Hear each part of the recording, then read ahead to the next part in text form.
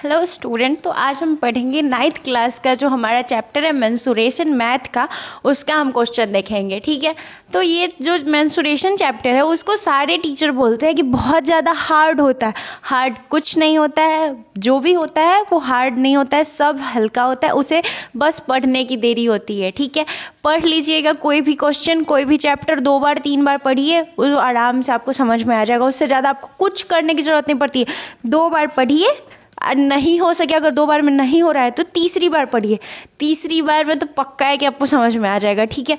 तो हम देखते हैं। अब जो क्वेश्चन बड़ा होता है ना, वो सारे बच्चे उसको देख के डर जाते हैं, उसको स्किप करना चाहते हैं कि ये क्वेश्चन छोड़ देते हैं फिर हम दूसरा पढ़ेंगे। नहीं, जो क्वेश्चन बड़ा होता है उसका जो छोटा आंसर होता है, एकदम छोटा सा, देखिए इतना बड़ा क्वेश्चन है, उसका एकदम छोटा सा आंसर है, आपको बस पढ़ने की देरी होती है। ठीक है। तो हम पढ़ते हैं। क्या है question? A wall of length 10 metre was to be built across an open ground. The height of the wall is 4 meter and thickness of wall is 24 centimeter. Of wall is to be built up with bricks whose dimensions are 24 centimeter, 12 centimeter and 8 centimeter. How many bricks would be required? क्या पूछ रहा है? पहले question अगर नहीं समझ में आए तो 2 बार पढ़िए, दूसरे बार में भी न समझ में आए तो तीसरी बार पढ़िए। तीसरी बार में समझ में आ जाता है कोई भी क्वेश्चन। ठीक है। तो बोल रहा है अ वॉल, वॉल मतलब दीवार। A wall of length 10 metre, length क्या है उसका? 10 मीटर। ठीक है। Was to be built across and open ground, open ground में वो बनाया जा रहा है। ठीक है। The height of wall is 4 metre, उसका हाइट जो है वो 4 मीटर है। And thickness of wall is 24 centimetre.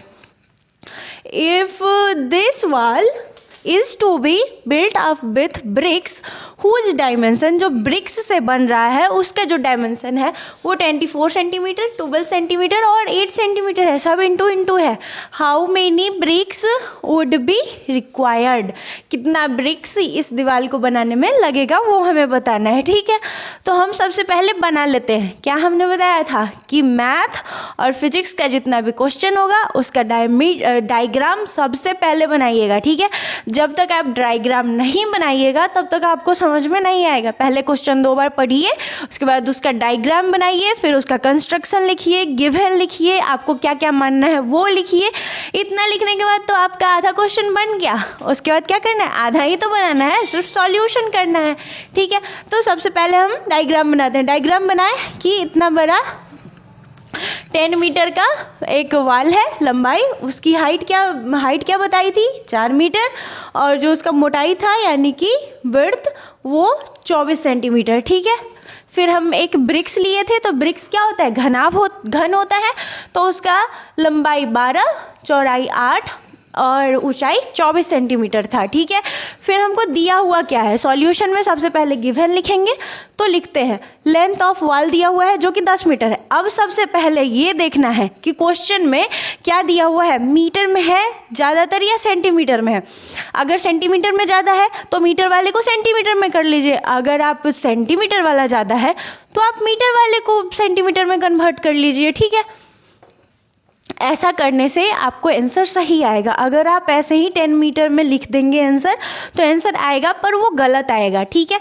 तो सबसे पहले देखते हैं 10 मीटर इसका है तो हम पहले कन्वर्ट करते हैं। तो लेंथ ऑफ वॉल क्या दिया था? 10 मीटर।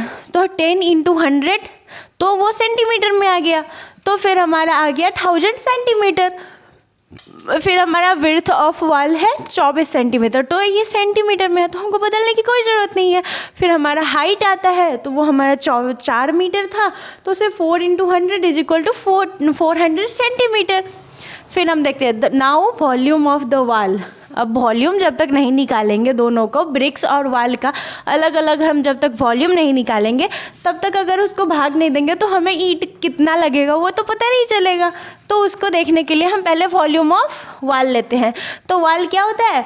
वॉल्यूम ऑफ घन यानी कि क्यूब। क्यूब का जो वॉल्यूम होता है वो क्या होता है? L into V into H. तो हमारा आया 1000 सेंटीमीटर। अब देखिए जब भी आप क्वेश्चन लेते चलिएगा तो उसका जो हमारा यूनिट है जो कि सेंटीमीटर मीटर में रहता है उसको लेकर क्वेश्चन में चलते रहिएगा। जैसे देखिए सेंटीमीटर सेंटीमीटर सेंटीमीटर हम लिखे तो यहाँ पे सेंटीमीटर क्यों लिखना हम नहीं भूलेंगे। अगर हम ये नहीं लिखेंगे सेंटीमीटर सेंटीमीटर सेंटीमीटर तो हम भूल सकते हैं।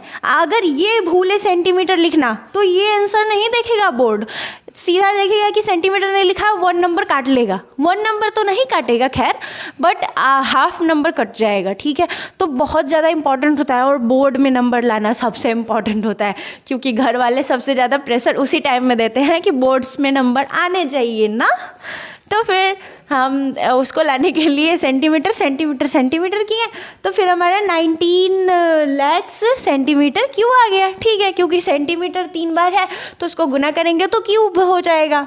ठीक है, फिर हम देखते हैं volume of a bricks L into V into H, क्योंकि ये भी क्यूब ही है तो हमारा 24 इंटू 12 इंटू 8 तो क्या आया हमारा 2304 सेंटीमीटर क्यूब।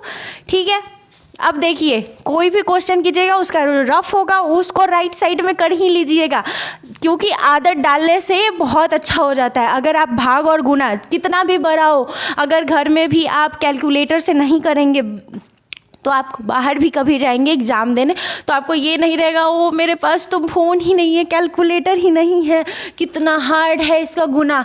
ऐसा करने से अच्छा है कि आप घर पे ही शुरू कीजिए। अभी ये स्टार्टिंग है आपका, अभी अगर आप 1 साल मेहनत कर दिए रफ पे क्वेश्चन गुना और भाग जोड़ घटाव ये सब करने पे तो आपको कभी भी ज़रूरत नहीं पड़ेगी कैलकुलेटर की कोई भी एग्ज़ाम में। ठीक है, तो सबसे पहले आप रफ करना शुरू कीजिए, जो कि मैंने हर क्वेश्चन में मेरा जो जितना भी मैथ का और फिजिक्स का क्वेश्चन होता है उसका रफ हम साइड में किए हुए रहते हैं। क्यों किए हुए रहते हैं? ताकि आपको भी समझ में आए कि रफ सबसे इम्पॉर्टेंट है। अगर आप रफ नहीं करते हैं तो आप जब जाएंगे एग्ज़ाम हॉल में एग्जामिनेशन हॉल में तो आपको बहुत ज़्यादा दिक्कत होगा। दिक्कत ही नहीं होगा, हम भी इस दिक्कत से गुजर चुके हैं। हम भी सोचते थे काश कैलकुलेटर आ जाए एग्जामिनेशन हॉल में, पर ऐसा आया नहीं, आज तक नहीं आया। ठीक है, तो आपको हमेशा ही रफ करना ही पड़ेगा, वहाँ पे जाके पछताने से अच्छा है कि अभी आदत डाल ले। ठीक है, तो फिर हमारा आ गया ये वॉल्यूम ऑफ ब्रिक्स निकल गया, वॉल्यूम ऑफ वॉल निकल गया। फिर हम नंबर ऑफ ब्रिक्स निकाल देते हैं तो volume of wall by volume of BRICS तो हमारा आया 96 लाख बाई 2304 यानी कि 2304। फिर हमारा जो भाग देंगे यहाँ पे दिया हुआ है देख लीजिए, तो भाग दिया हुआ है उसमें से भाग दे के आपका आएगा 4166 ईंट लगेगा। कितना लगेगा? 4166 ईंट लगेंगे। ठीक है, तो यहाँ पे भी जो गुना किया हुआ है 24, 12 और 9 उसका भी आंसर हम लिखे हुए हैं, करके खुद से लिखना ज़रूरी होता है। ठीक है, और जब तक आप खुद से नहीं करेंगे आपको नहीं आदत होगा, आदत नहीं होगा तो एग्जामिनेशन हॉल में बहुत ज़्यादा चिंता हो सकती है। ठीक है, तो फिर ऐसे ही करते हुए आंसर आ गया हमारा। और ये बात सबसे इम्पॉर्टेंट है कि जो टीचर लोग कहते हैं कि बहुत हार्ड है चैप्टर या फिर क्वेश्चन इसके बहुत हार्ड होते हैं, एग्ज़ाम में बहुत हार्ड देता है, हार्ड कुछ नहीं होता है। 2 से 3 बार पढ़िए, आराम से आपको समझ में आ जाएगा, आपसे सारे क्वेश्चन सॉल्व हो जाएंगे। अगर क्वेश्चन भी आपका बड़ा है तो ये मत समझिएगा कि उसका आंसर बहुत बड़ा होगा, हमसे नहीं बनेगा। एक भी बार ऐसा मत सोचिएगा, हमेशा 2 बार 3 बार पढ़िएगा क्वेश्चन, आंसर खुद ब खुद समझ में आने लगेगा दिमाग में कि ये चीज़ निकालेंगे ये बन जाएगा, ये चीज़ निकालेंगे ये बन जाएगा। ठीक है, तो कोई भी क्वेश्चन नहीं हार्ड होता है, ना ही कोई चैप्टर हार्ड होता है और ना ही कोई सब्जेक्ट हार्ड होता है।